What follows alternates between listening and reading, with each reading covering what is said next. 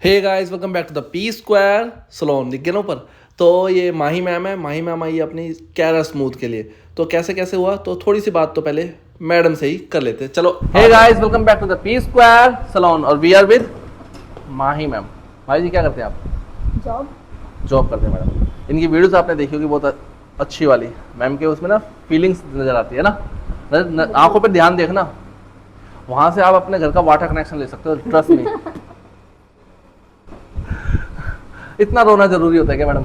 नहीं, वो सिर्फ पानी होता है। वो पानी है? ओके, कहाँ से लाऊंगी? ऐसा भी है क्या?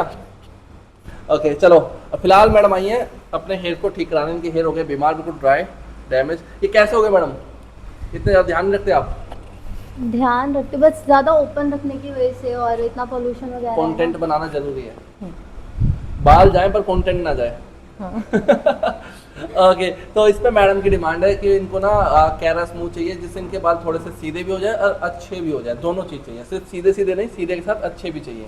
राइट, ऐसा है। तो हम मैडम को करते हैं स्मूथनिंग और कैराटिन का मिक्सअप, जिसको हम कैरा स्मूथ कहते हैं। तो कैसे कैसे होगा देखते हैं स्टेप टू स्टेप। और मैडम के ना वाव है रील्स पे। रील्स देखिए मैडम की, यहाँ पे साइड में इंस्टाग्राम दिख रहा है ना, मैम के साथ मैम की वीडियो कोलैब करके डालेंगे हम इंस्टाग्राम वाली। ये आपको साइड में दिख रहा है ना इंस्टाग्राम पीस का साइड में, यहाँ पे भी। राइट, इस पर जाके देखो, मैम की वीडियो देखेगी, उसमें मैम की आईडी भी होगी, जाके आप फॉलो कर लेना। और वीडियो तो पहले वीडियो देख लेना, और चैनल पे नए हो तो सब्सक्राइब करके जाना। यहाँ पे साइड में सब्सक्राइब वाला बटन दिख रहा होगा रेड कलर का, उसको ग्रे कर दो दोबारा से। Okay guys, thank you.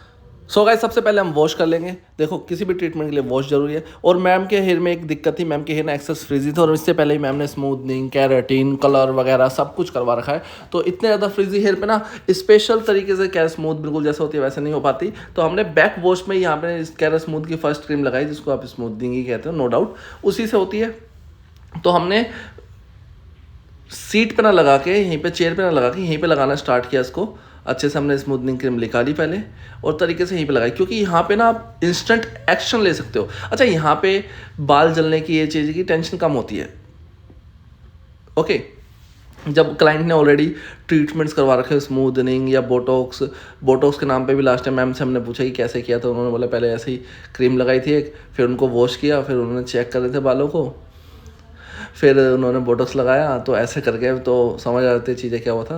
तो ऐसे रिक्सी हेयर पे आप क्या करेंगे, बैक वॉश पे ही क्रीम लगाएंगे, और यहीं पे जैसे आपको दिखेगा कि हेयर थोड़ा सा बर्नआउट या फिर ओवर प्रोसेस की तरफ जा रहा है, या फिर बिल्कुल भी सहन नहीं कर पा रहा, उसमें वेयर नहीं कर पा रहा ट्रीटमेंट को, तो इंस्टेंट ही आप उसको वॉश आउट कर लोगे।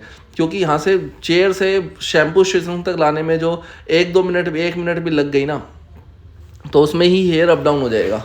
तो यहाँ पे क्या है, हल्की सी देर आपने रखा 5-10 मिनट, उसके बाद आप इसको क्या कर सकते हो, सीधा गर्म पानी लेके, अच्छा थोड़ा तेज़ ही गर्म ले लेना, ज़्यादा गर्म नहीं कि स्कैल्प जल जाए, लेकिन गर्म पानी लेके इसको इमल्सिफिकेशन कर सकते हो। देखो अब अपने आप बोन खुल गया ना इतनी जल्दी, ये सच में ही जल्दी खुल गया था, 5-7 मिनट में, 10 मिनट में, ऐसे समझ लो।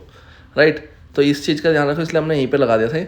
अब जैसे ये वॉश हुआ तो हमने इसके ऊपर केराटिन करनी है, न्यूट्रलाइजर तो होगा नहीं, ठीक है। स्मूथनिंग का वजह से बॉन्ड ब्रेक हुआ, हमने वॉश किया इसको, 50% तक सुखाया, और 50% के बाद हमने इस पर ट्रीटमेंट्स लगाना स्टार्ट किया केराटिन का। राइट, तो इतना ही था, बस ऐसे ही हो जाएगा। और मैम की वीडियोस बहुत अच्छी आती है इंस्टाग्राम पे, और मैम के साथ हमने वीडियो डाली कोलैब करके ही इंस्टाग्राम पे, आप जाके देखना, उसमें मैम का आपको इंस्टाग्राम मिल जाएगा। काफ़ी फ़ाइन तरीके से ये वीडियो बनाती हैं। मतलब इनका ना थोड़ा वो सेंटिमेंटल वाला कंटेंट रहता है, रोने वाला, तो आप अपने रिस्क पे देखना भाई। आंखों में से पानी निकलता है मैडम को बहुत, बिल्कुल ऐसा रोएंगी। तो ये तो बात अलग है। खैर, आप देख रहे हो कि प्रोडक्ट का कैसे एप्लीकेशन हो रही है, बिल्कुल दिख भी रहा है प्रोडक्ट। अगर वो उसके अंदर अब्जॉर्ब भी हो तो इतना प्रोडक्ट डालना है, कंजूसी नहीं करनी प्रोडक्ट लगाने में। देखो दिख रहा है, राइट। क्योंकि काफ़ी बार जब हेयर आपके ड्राई होते हैं और एक्सेस केमिकल ट्रीटेड होते हैं, आप ध्यान नहीं रखवा रहे, ड्राई डैमेज है, पॉल्यूशन ज़्यादा आपके सिटी में, आपके एरिया में, ठीक है, तो काफ़ी रीज़न हो जाते हैं हेयर के डैमेज, ड्राई और सही नहीं रहने में काफ़ी रीज़न होते हैं। तो वो टाइम टू टाइम आप अपने हिसाब से उसको एडजस्ट कर लीजिए, और उसके हिसाब से ट्रीटमेंट करवाते रहिए। क्योंकि मैं आपको एक छोटी सी बात बता दूं, जिसको आप ये कह सकते हो कि इतनी सी बात है, वो बात ये है कि ना कभी भी कुछ भी परमानेंट ठीक नहीं होने वाला। ये डस्ट पोल्यूशन आपको डेली बेसिस पे डाउन करेगी, और आप इसको हर महीने अपनी ट्रीटमेंट्स पे, फेस पे फेशियल से, हेयर पे हेयर स्पा वगैरह लेके आप इसको ठीक करवा सकते हो। राइट, तो ये चीज़ों को दोनों जगह बैलेंस रखो, ज़्यादा कोई दिक्कत नहीं है। ओके, सो अब स्टेप टू स्टेप हमारा केराटिन जो है सेकंड स्टेप है ट्रीटमेंट का केरा स्मूथ का, वो भी हमारा प्रोसेस पूरा होने लग गया है। जैसे ही पूरा होएगा उसके बाद इसका एक टाइम पीरियड होगा 50-60 मिनट 70 मिनट्स हम इसको इजीली छोड़ेंगे। इस टाइम हम इसको पैक वैक थोड़ा सोच समझ के करेंगे, अदरवाइज़ ये नॉर्मल चलेगा। जो आपके अकॉर्डिंग, आपकी ट्रीटमेंट के अकॉर्डिंग टाइम अप डाउन हो सकता है। जैसे ही एप्लीकेशन पूरी होगी तो सिंपल सा हम इसके अंदर एक ही काम करेंगे जिसको हम बोलेंगे क्या, ड्रायर और प्रेसिंग, राइट। अब यहाँ पे आपके पास एक चॉइस होती है, आप उसको नेक्स्ट डे भी वॉश कर सकते हो और सेम डे भी, ठीक है। यहाँ पे हमने थोड़ी सी चाय कॉफ़ी पी थोड़ा सा भिजोने के बाद, तो हमने इसको क्या नहीं किया, पैक नहीं किया क्लीन रैप से। आप देखते हो कि केराटिन के बाद ना हम काफ़ी बार हेयर्स को पैक कर देते हैं, क्योंकि यहाँ पे इसलिए नहीं किया, उससे पहले हमने इसके अंदर क्या लगाया था, स्मूथनिंग क्रीम, जिसकी वजह से हमने बॉन्ड भी थोड़ा सा ब्रेक किया है ताकि बाल थोड़ा सा सीधा आए। उस चक्कर में अगर उसको ट्विस्ट करके टक करके क्लीन ऊपर सेक्शन क्लिप लगा के और उसको क्लीन रैप से या शावर कैप से बंद कर देते तो बॉन्ड में भी थोड़ी बहुत प्रॉब्लम हो सकती थी वो बैंड आने की, राइट। इसलिए ऐसा श्योरिटी नहीं कि पड़ेगी, लेकिन फिर भी आपको रिस्क नहीं लेना है, ठीक है। तो बस इतनी सी बात थी।